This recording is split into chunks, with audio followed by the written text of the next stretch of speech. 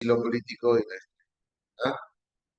Bien, por ejemplo, tenemos dos expresidentes que han sido extraditados. Uno es Fujimori, se extraditó desde Chile, y Alejandro Toledo de los Estados Unidos. ¿Ya? Eh, la extradición viene a ser la repatriación de un ciudadano o un residente que ha cometido un acto ilícito en el Perú y tiene que ser aquí acusado, sentenciado y encarcelado. ¿Ya? Entonces, había una sospecha de corrupción contra Fujimori, había existencia sobre acusaciones sobre violación de derechos humanos contra Fujimori, sí. Y entonces, quien da el informe de extradición es la Corte Suprema de Justicia.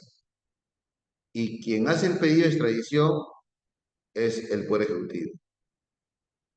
El asilo político vendría a ser como un derecho que tenemos los ciudadanos, las personas, por motivos que no son delitos comunes, como por ejemplo mi nacionalidad, mi raza, mi credo, mi religión, mi pensamiento, mi opinión, mi posición filosófica, es contraria al régimen que está en el poder.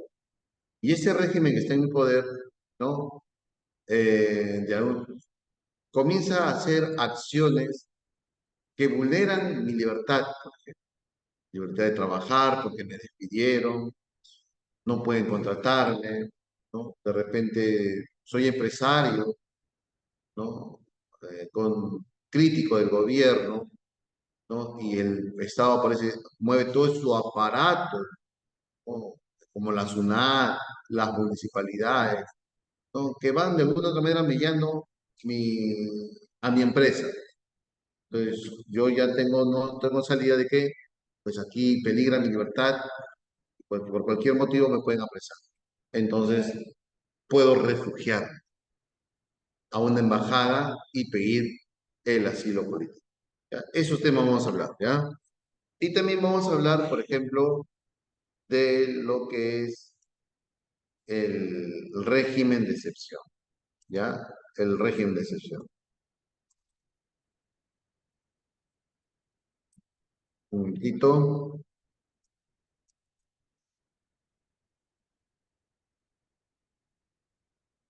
vamos a hablar del régimen de excepción.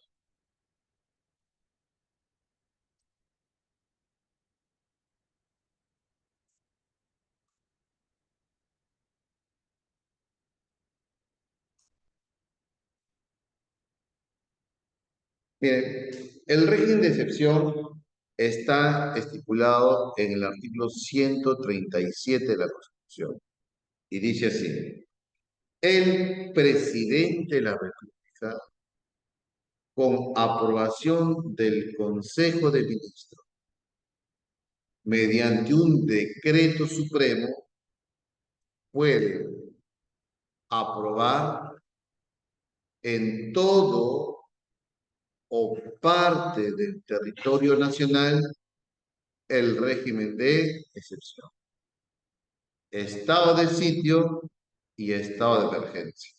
Vuelvo a repetir, el presidente de la República, con aprobación del Consejo de Ministros, puede declarar en todo o parte del territorio nacional el régimen de excepción, que es el estado de sitio y el estado de emergencia. Vuelvo a repetir, ¿se entendió?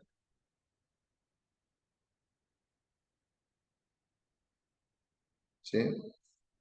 Bien, entonces vamos a ver el artículo 137, ¿ya? Y yo lo explico. Artículo 137 de la Constitución me dice del régimen de excepción. El presidente de la República, con acuerdo del Consejo de Ministros,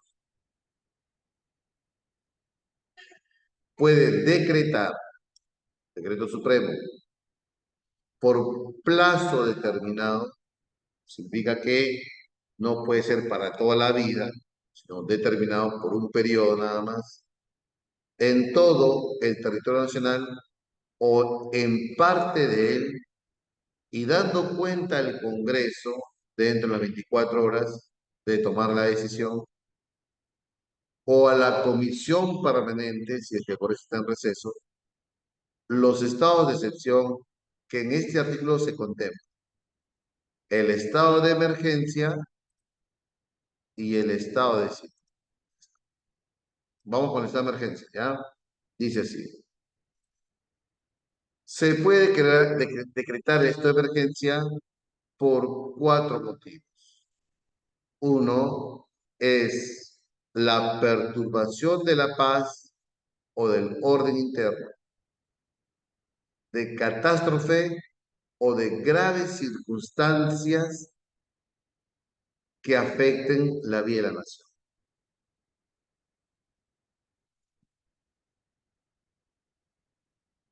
Ahí está, perturbación de la paz o del orden interno, o catástrofes o de graves circunstancias que afecten la vida de la nación. Voy a explicar eso, ¿ya? Bien, primero voy a empezar por el último. Graves circunstancias que afecten la vida de la nación, el COVID-19, ¿no? ¿Afectó la vida de la nación, sí o no, jóvenes? Por eso el presidente Vizcarra, ¿no? Decretó el estado de emergencia en todo el territorio. Catástrofes, terremotos, maremotos, huaicos, heladas. El Estado declara estado de emergencia. ¿Y por qué busca declarar estado de emergencia? Porque el artículo 44 de la Constitución dice lo siguiente, ¿no?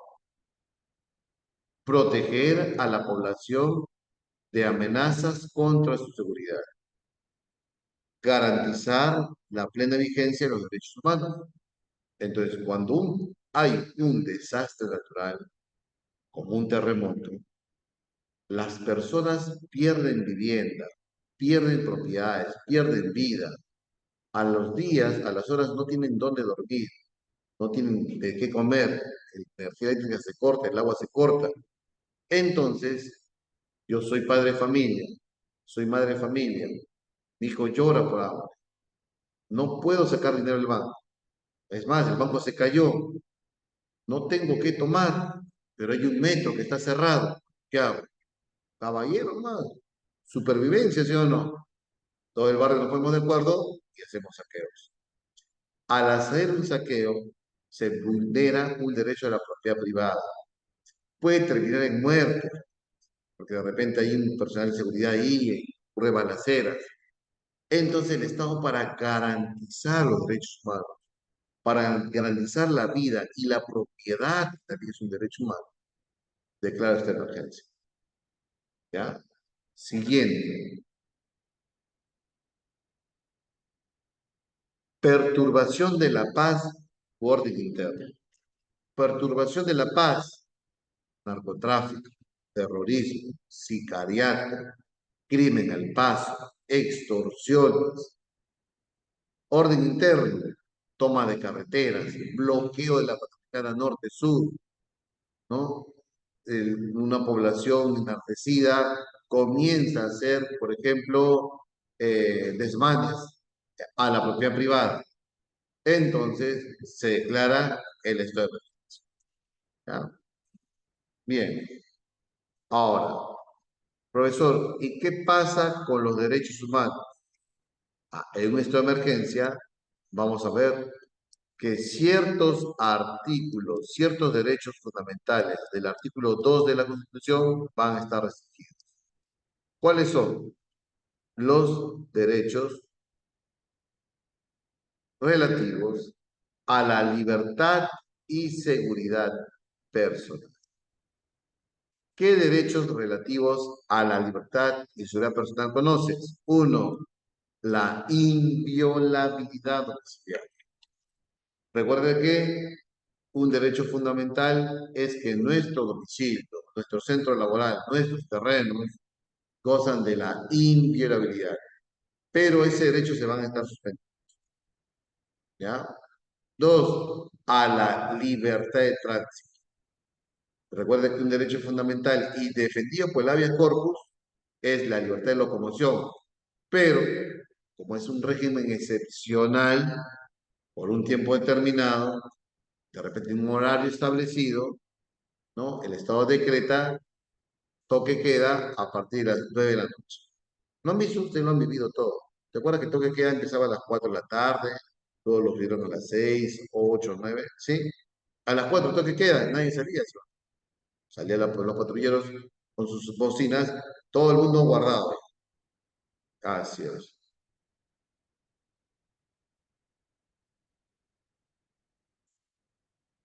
Bien. ¿Qué más? La libertad de tránsito, ¿no? Eso queda suspendido. Y la libertad de reunión. O sea, son derechos relativos a la libertad de seguridades personales como la inviolabilidad domiciliaria, la libertad de reunión y la libertad de libre tránsito. En ninguna circunstancia se puede desterrar a nadie. Por eso, ¿qué es desterrar? Expulsar del territorio. Salvo, ¿ya? En nuestra emergencia. Ahora, el plazo, 60 días. 60 días.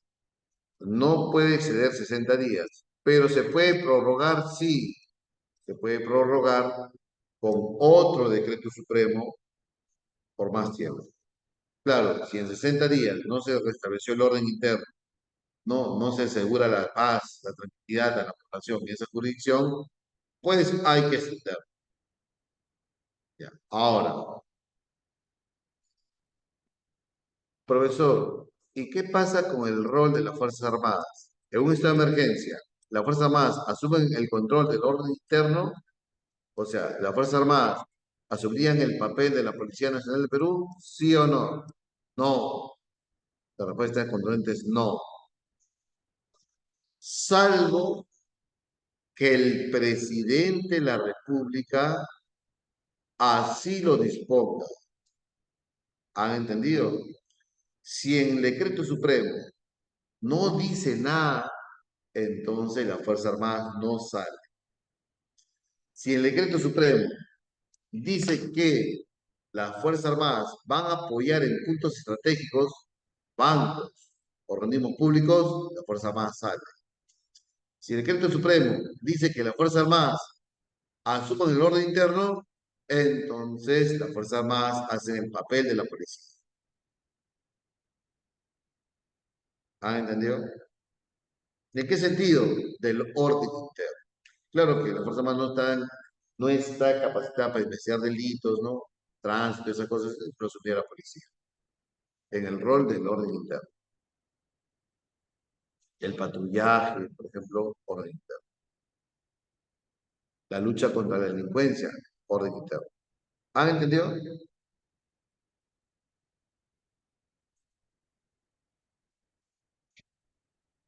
¿Sí? ¿Alguna pregunta, alguna duda hasta ahí? Quedó clarísima la idea de que las Fuerzas Armadas no necesariamente salen. Tiene que haber un permiso expreso del presidente. Ahora vamos con el estado de sitio. Estado de sitio, ¿ya? Se puede decretar estado de sitio en caso de invasión, ¿no? Guerra exterior, ¿no? Leopard 2, 200 tanques Leopard 2 irrumpen la frontera entre Chile y Tacna, ¿no? RBP está en vivo, tenemos en vivo, ¿no? Y se aproximan a Tacna con su artillería pesada, ya nos invadió. Chile nos invadió, jóvenes. Muy bien, estado de sitio. El presidente declara esto de sitio y tiene que darle cuenta al Congreso. O guerra civil, los peronistas con los caceristas, 1900, 1894, ¿no? Más o menos, 1890, más o menos, ¿no? Fue la guerra con Chile, ¿te acuerdas? Ya, de guerra civil. Porque de ahí no conocemos otra guerra civil, ¿no? O peligro inminente de que se produzcan, ya, de repente, una guerra civil. Puede ser los castillistas con los quién? A ver, contra los fujimoristas, guerra civil. O peligro que ocurra uno de ellos, peligro inminente. No es necesario que ya entre el tanque al territorio nacional, simplemente porque Colombia podría poner toda su división del ejército cerca a Loreto. ¿Cuál es su intención? La invasión.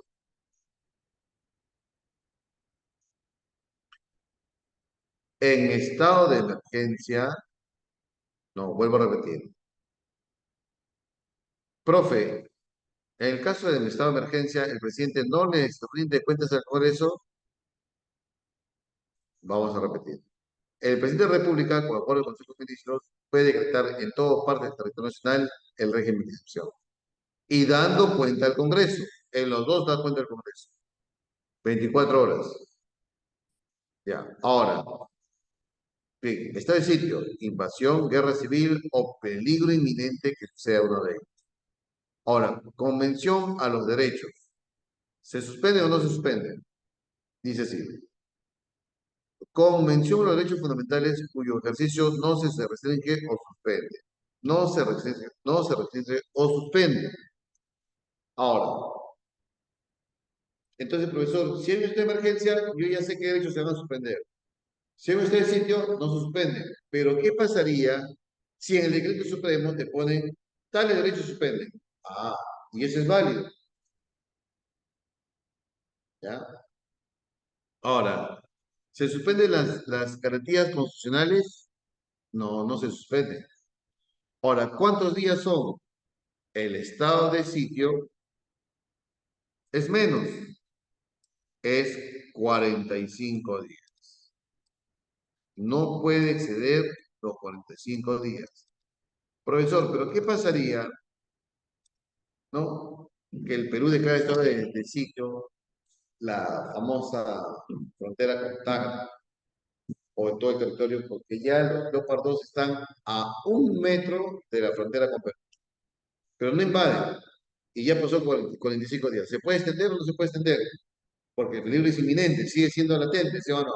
Entonces, la extensión o la prórroga del estado de sitio ya tiene que ser aprobada por el Congreso, porque el Congreso se reúne en pleno derecho.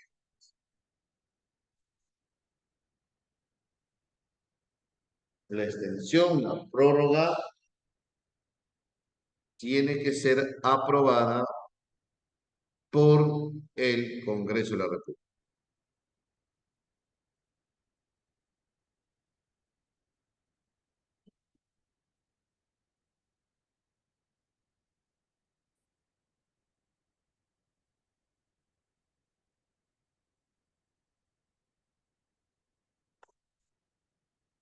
¿Se entendió?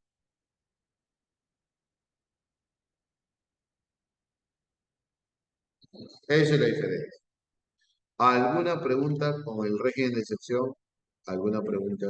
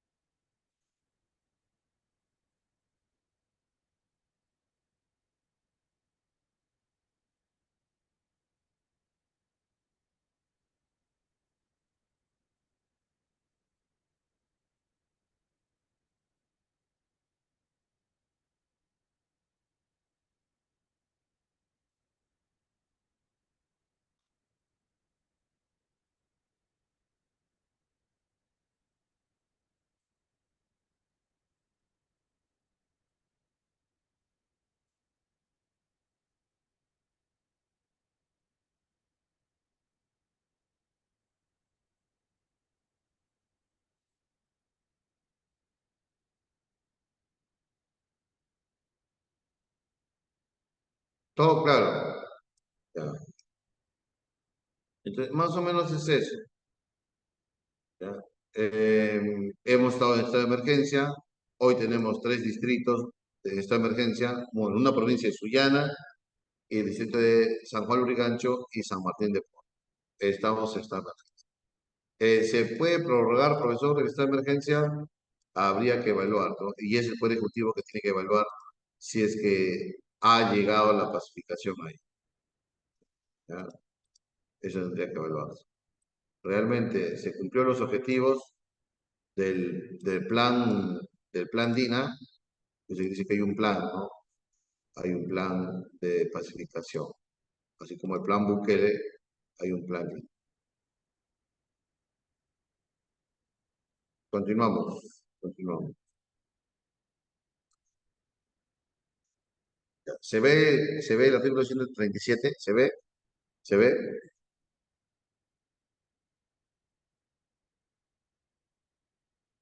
A ver, ¿se ve? Ya. El artículo 37, o sea, le restamos 100. Del 137 vamos al 37. La extradición, ¿ya?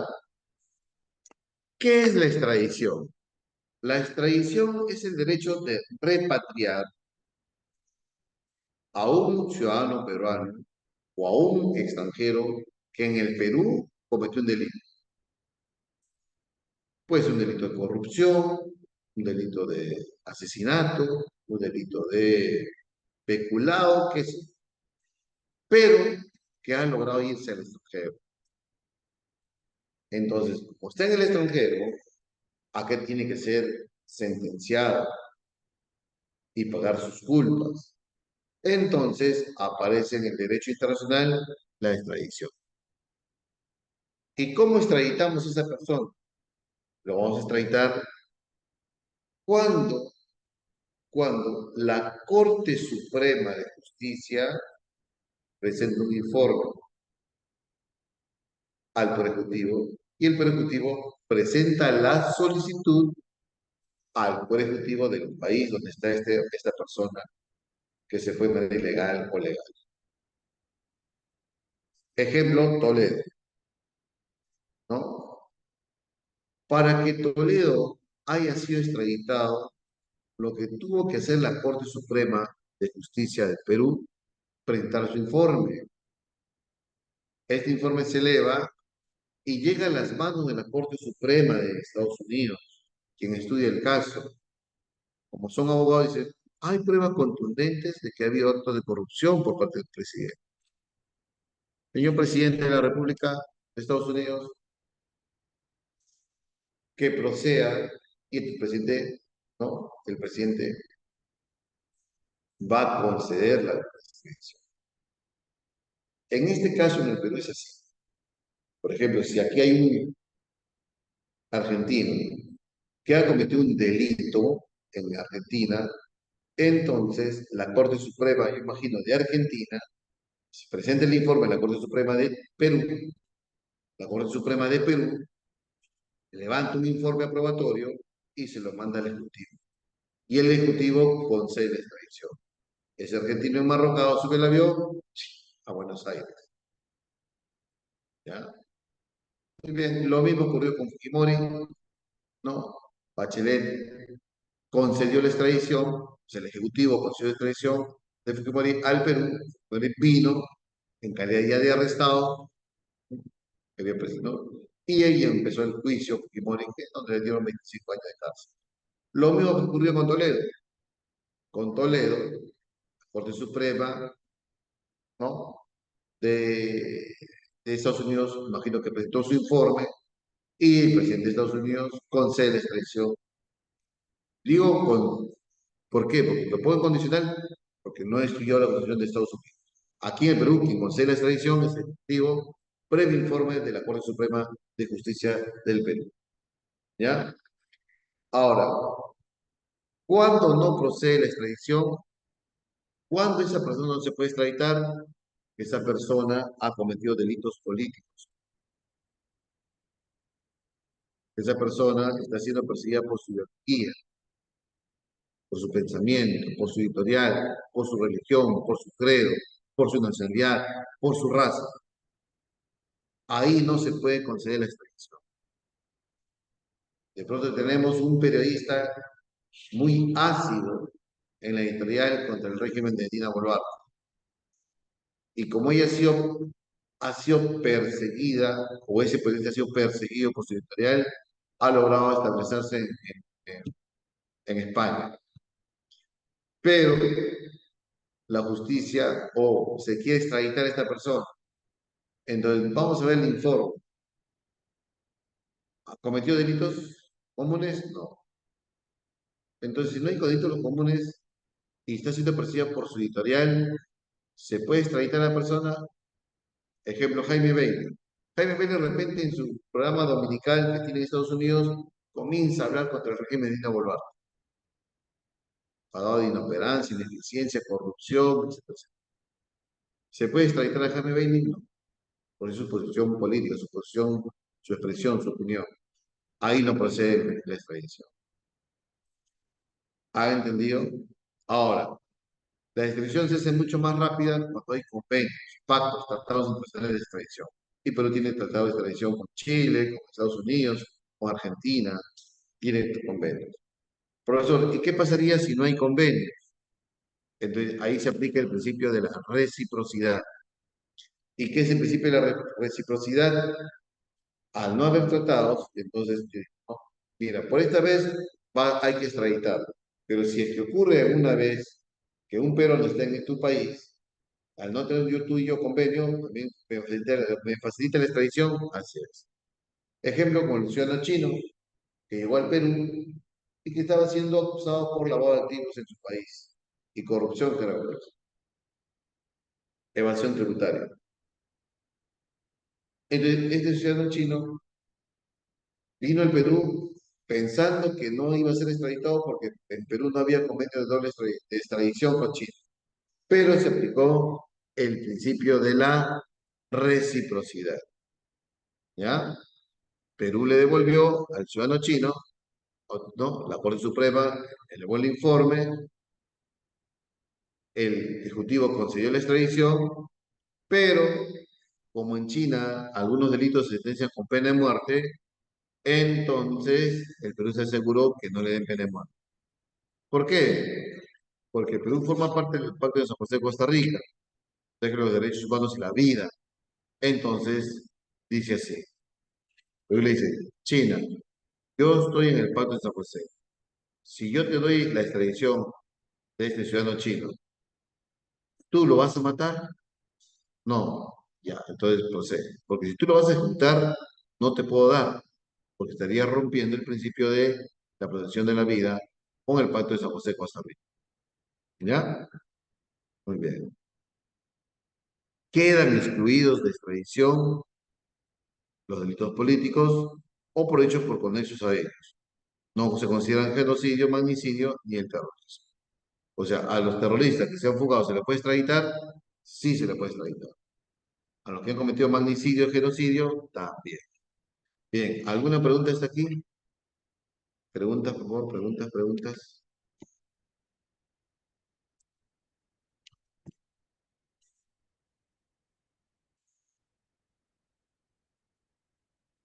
¿Alguna pregunta?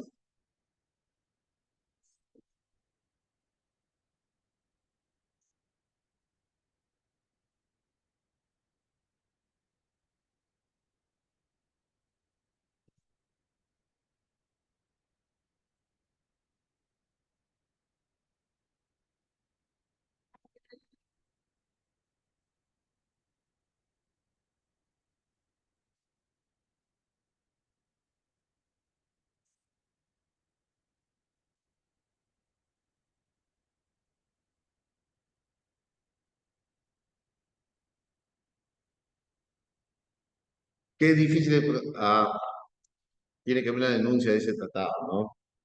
Lo tiene que aprobar el Congreso y la denuncia es el presidente. Denunciar es una solicitud de salirnos del tratado internacional, ¿ya? Eso es. Algunos dicen que hay que salirnos, ¿no?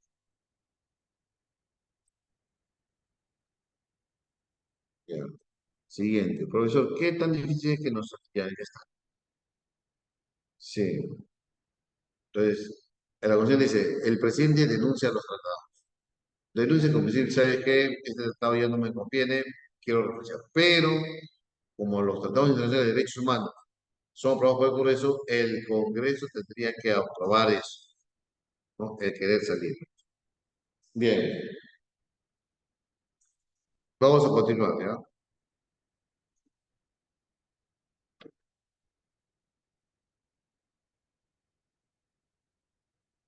Ya. Ahora, el asilo político. El asilo político es un derecho fundamental, es un derecho humano de primera generación, es un derecho de los peruanos, donde cuando la persona está siendo perseguida por su ideología, por su opinión, su expresión, el Estado lo persigue, lo ofusca, le busca la sinrazón y pone en peligro, ¿qué cosa? Su libertad. Entonces, el Estado reconoce el asilo político.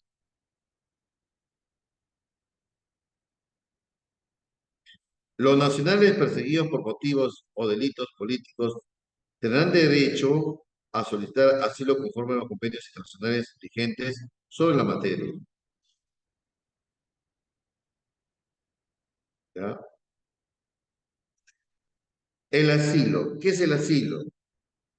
El asilo es una protección graciable que el Estado otorga en su territorio o en los lugares bajo su soberanía al extranjero considerado perseguido por motivos o delitos políticos y cuya libertad o vida se encuentra en peligro.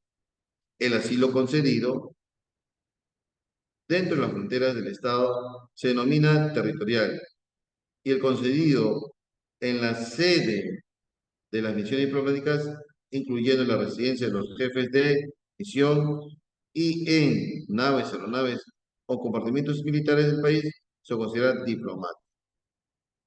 ¿Ya? Vamos acá, ¿ya? Vamos a presentar este, ¿ya? Un momentito, ¿ya?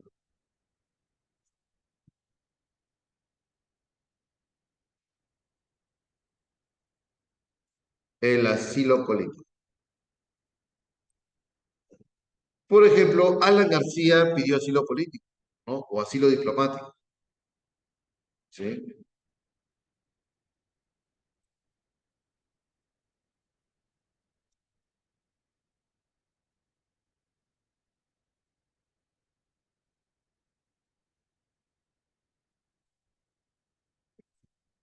Ya, ahí se ve, sí, ¿no? Se está viendo, ¿no? Me dice. Dice, sí, confírmeme, el asilo nacional. Miren, recuérdense, a veces no tenemos idea clara. El Perú da asilo. ¿A quién le va a dar asilo? A los extranjeros. ¿Y el extranjero a quién puede dar asilo? A los peruanos. Alan, peruano, se fue a la embajada de Uruguay y se quedó como no sé cuántos días pidiendo la solicitud de asilo político, porque para Alan García, ¿no? Lo que hacía la justicia peruana era una persecución política para Alan. Pero para los fiscales, la justicia, Alan está siendo investigado por delitos de corrupción de funcionarios. En ese caso fue delito de colusión, porque hubo un acuerdo entre el gobierno y la concesionaria Odebrecht. Entonces, solamente se da asilo político cuando eres un partido político, por tus ideas, tu raza, religión, credo. Pero como está siendo perseguido por la justicia por delito de corrupción, que es un delito común, en la embajada de Uruguay dijo, no, no sé. Y Alan salió de la embajada, ¿no? Y ahí nomás Alan termina dándose la vida, ¿no? Entonces, miren, el asilo nacional. Los nacionales perseguidos por motivos o delitos políticos tendrán derecho a solicitar asilo conforme a los convenios internacionales vigentes sobre la materia. O sea, los peruanos que están siendo perseguidos por el Estado peruano se pudieron embajada.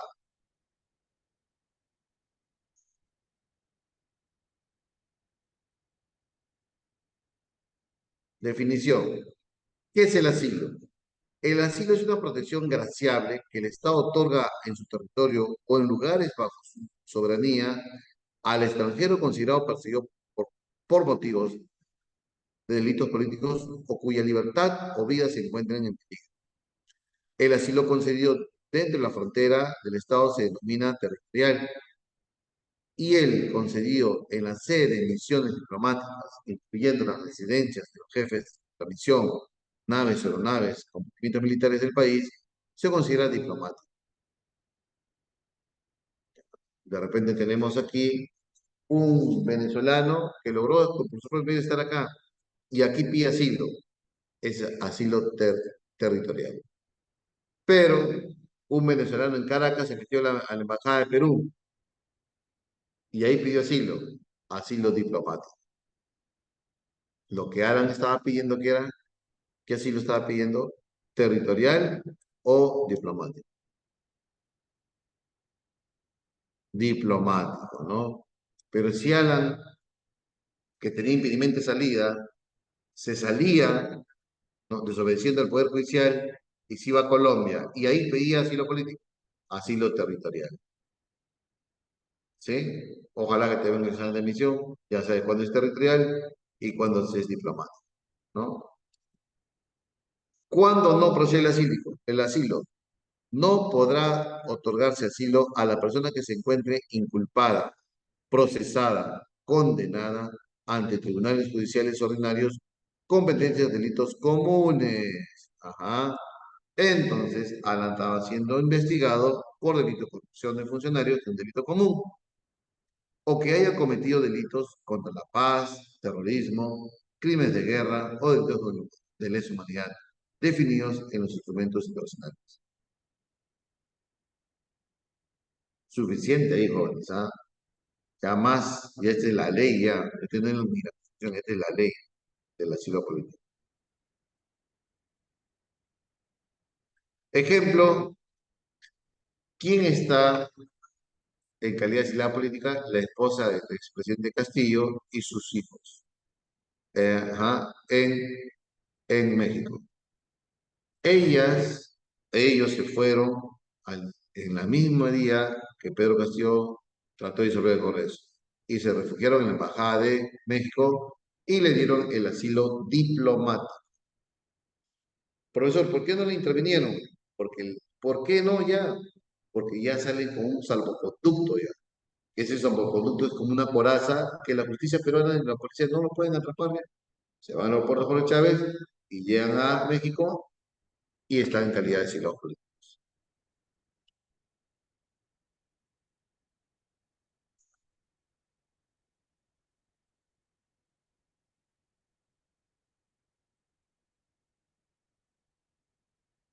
Bien.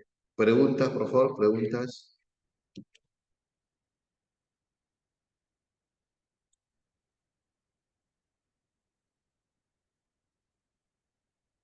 Profesor, con los asesinatos a los venezolanos recientes, ¿han matado venezolanos? Yo no he enterado. ¿Han matado venezolanos? No, he visto reportajes. En la Victoria no han matado. No han matado venezolanos. Se le ha quemado sus motos, pero no ha habido muertes.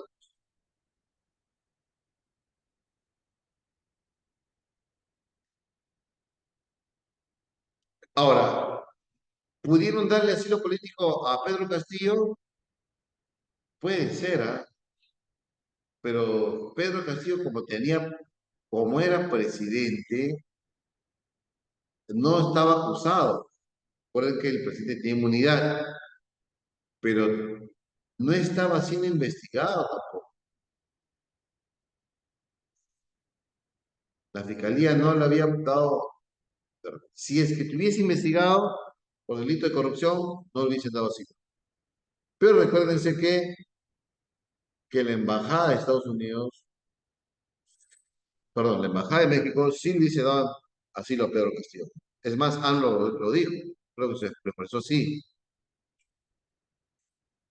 Por eso él se estaba yendo de la embajada. Pedro Castillo se estaba yendo de la embajada de México. Porque, porque supuestamente ya se había conversado con quién, presidente que sí, de México que sí iba a aceptar el asilo político.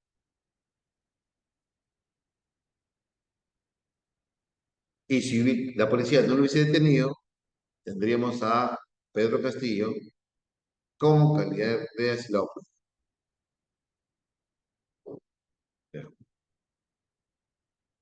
Otra cosa son los refugiados, no confundir los refugiados son personas que se movilizan porque hay una guerra civil, una dictadura, ¿no? O problemas de cambios climáticos, y eso porque son refugiados. Vamos. Uy, se me acaba la batería. Mira, uno, yo creo que aguanta. A ver,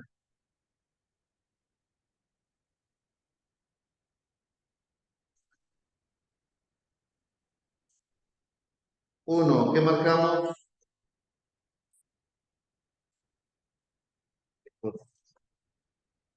Uno, ¿qué marcaríamos con?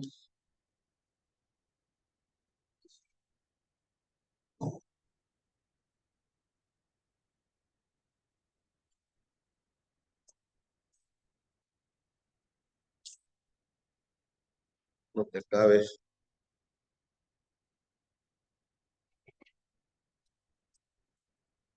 Es como una vía escape, no necesariamente. Claro, sí, mucho tiene que ver la ideología política ahí, ¿no? Por ejemplo, Vladimir Cerrón está perseguido por la justicia. La Interpol ya dio la alerta de buscarlo en todo el mundo. Pero ¿qué pasaría si Vladimir Cerrón está en México, ligado con el pensamiento de AMLO? Hay que extraditarlo. ¿Qué viene la extradición? Uno, casa. Dos,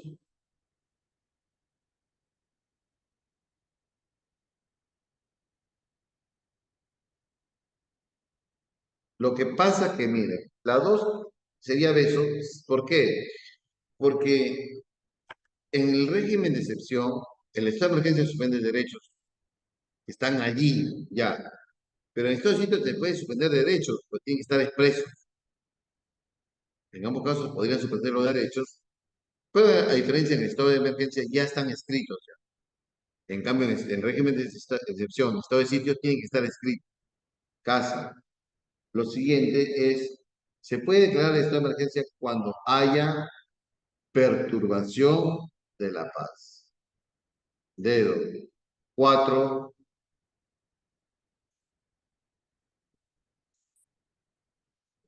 y eso fue la pregunta de examen de admisión de San Marcos, dedo, ¿no? Dedo.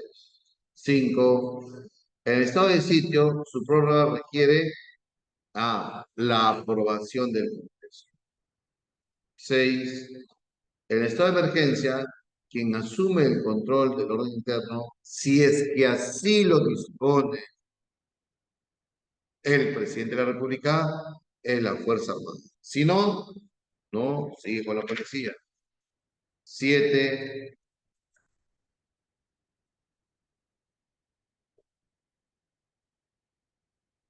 24 horas, ¿no? Hay que darle cuenta con eso dentro de 24 horas. 8, para restablecer el imperio de la ley y el respeto a la autoridad del gobierno existen dos regímenes de excepción. Beso. No es un derecho que se restringe durante el estado de emergencia, el derecho a la vida. 9, casa. 10, son mecanismos constitucionales que permiten poner en suspenso la vigencia de ciertos derechos fundamentales y cuya causa radica en la existencia de factores internos o externos que ponen en grave peligro la integridad del Estado y que tienen como finalidad restaurar, entre otras cosas, la seguridad del Estado. El régimen de excepción, ¿no? El régimen de excepción. 11, la persona procesada, acusada o condenada como autor de un o partícipe que se encuentra en otro Estado puede ser extraditado, ¿no? Avión. Y la 12, la extradición solo se concede por él. ¿Quién lo concede? El Poder Ejecutivo, previo informe de la Corte Suprema de Justicia. Avión. Muy bien.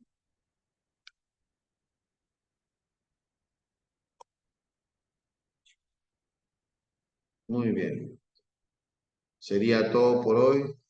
Nos estaremos viendo la próxima semana. Ya, chicos, cuídense, un abrazo a todos. Nos vemos, nos vemos. Ahí paso el PPT, ¿ya? Ahí va a pasar el PPT. Cuídense, un abrazo, nos vemos. Bye, bye.